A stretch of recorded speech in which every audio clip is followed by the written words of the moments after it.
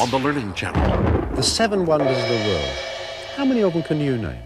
Join TLC for a colossal world premiere series as we follow John Romer on a journey to find vanished masterpieces and rediscover their images today.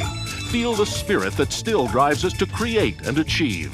The 7 Wonders of the World, a 4-hour TLC special event, tonight beginning at 7 Eastern on the Learning Channel, where the past comes alive. Fast babies, slow babies, small babies, tall babies, smart babies, silly babies, sweet babies, shy babies, baby, baby, baby, oh, baby, baby. Now understand them all and understand yourself a little better on a remarkable new series that captivates the imagination, A Baby's World, Wednesday nights at 9:30 on the Learning Channel. Why would someone stop taking life-saving medication when vanity kills coming up in HealthCast at 6? The city is not a concrete jungle. It's a human zoo. Too many people, too many thrills. How do you cope? Join a gang, a tribe with a happening dress code, serious rituals, its own special ways of handling stress. You'll never walk alone. It's remarkable that people aren't more aggressive than they are. Good thing, too. Join Desmond Morris to decode the perils and pleasures of urban life. This is our territory. Watch The Human Animal, Sunday at 10 on the Learning Channel. Our ancestors had a tradition of caring for others in tribal communities. Responsibilities were shared that bound the tribe together. This is the spirit in all of us. Today, the people of Dow are joining Habitat for Humanity in communities like the Cheyenne River Sioux Reservation, sharing their skills, donating Dow home insulation, working alongside people they've never met, building new homes and new hope.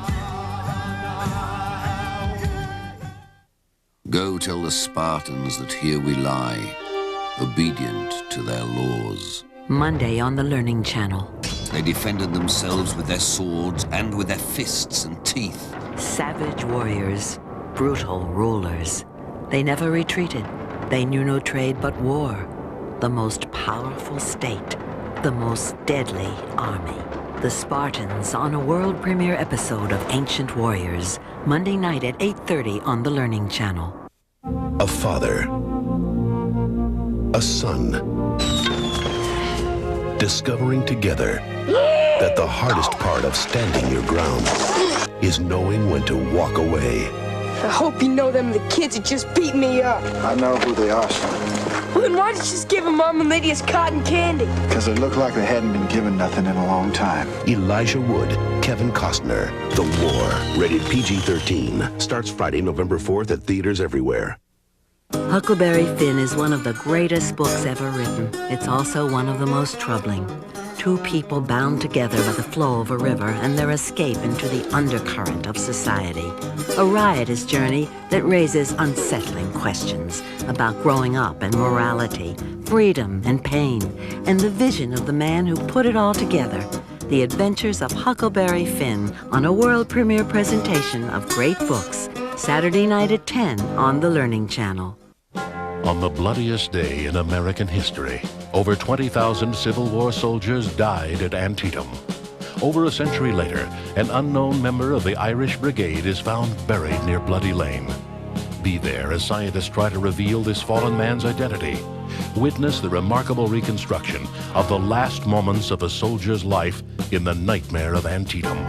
On a world premiere episode of Archaeology, Monday night at 8 on the Learning Channel.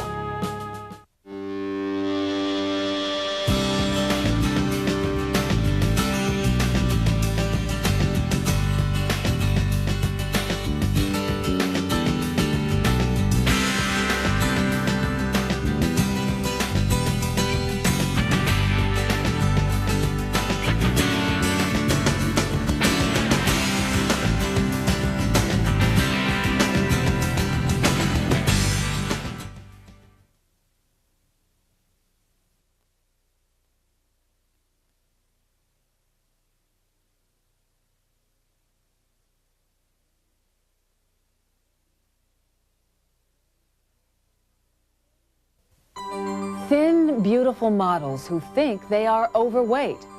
There's just this little part right here, right below the belly button. It's just the hardest part to work off. But it's not just models, it's children now. 10 and 11-year-olds obsessed with dieting. I don't think I was overweight. I just wanted to lose about 10 pounds, maybe. From children over dieting to a life-threatening eating disorder, anorexia nervosa. It can dangerously distort a person's body image. Does she strike you as overweight? No. Not really. Looks just right.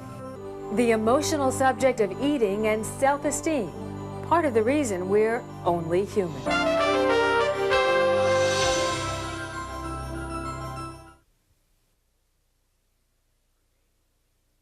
Her name was Lisa. She was 6 years old.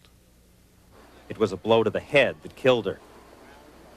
The man and woman she called her parents have been charged with murder. Her neighbors are grieving. She never had a chance. Never had a chance to experience what the world had to offer. Lisa lived on this quiet street in New York's Greenwich Village. This was her apartment building. It's a small building, only 7 other families. It was Lisa's home for 6 years. She lived here in this apartment on the 3rd floor. There's only one other apartment on this floor, and the neighbor who lives here, Vicki Poland, says she knew there was trouble in that apartment. There was apparent violence. We heard it. The tenants heard it. Joel Steinberg practiced criminal law from the apartment. His specialty was drug cases. He's 46. Hedda Nussbaum is 45. She worked at a publishing house editing children's books. She also wrote books for children. Slapping, hitting, screaming, yelling, brawls, all hours of the night.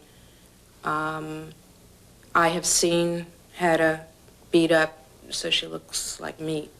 I have seen him take her from being a beautiful woman from 13 years ago when I moved in to being an old, gray-haired, disfigured rail of a woman.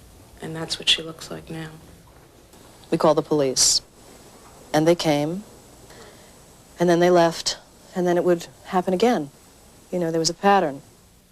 The neighbors say that between them, they must have called the police more than a dozen times over the years. Police records for this year show only one call, an anonymous one that came in on October 6th, less than a month before Lisa died. That night, 2 policemen entered the apartment house and took the stairs to the 3rd floor. Police say Joel Steinberg said, "I'm a lawyer, I know my rights," and refused to let them in. But they persisted. They called for a sergeant. The sergeant insisted he be allowed into the apartment, and Steinberg backed down. The police went inside and talked to Hedda Nussbaum, but she refused to press charges. There's been a sense of a time bomb in this building. We've been waiting for it to go off. No one expected it to go off with the little girl. We thought Hedda would be killed, and we were afraid for her. The police had come in response to a complaint about spouse abuse. Several years ago, social workers came here in response to a complaint about possible child abuse. Neighbors had called because they feared the screams meant that Lisa might be in danger as well as Hedda. This welfare person did come and interviewed me and interviewed, I think, some other people in the building. And that was that. We feel terrible. We feel angry. Maybe we didn't do enough, but at least we did something. But it never led anywhere. Lisa was seen in school with bruises. These photographs were taken in her 1st grade classroom 2 weeks before she died. New York state law requires teachers to report suspected cases of child abuse, but no report was made about Lisa.